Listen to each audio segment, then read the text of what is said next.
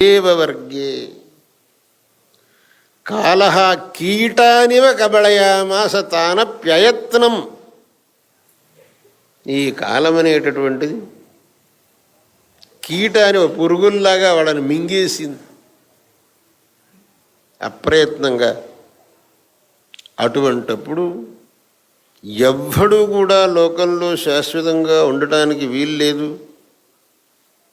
ఏదో ఒకరోజు ఇక్కడి నుంచి ప్రయాణం చేయాల్సిందే అన్నప్పుడు మరి ఈ అల్పమైన అవధిలో మనం ఏమన్నా సాధించాలి, ఏదన్నా మంచి పని చేయాలి. ఏమీ చేయకుండా పోతే మళ్ళీ ఈ శరీరం మనకు దొరుకుతుందా? అదేమన్నా గ్యారంటీ ఉందా? లేదు.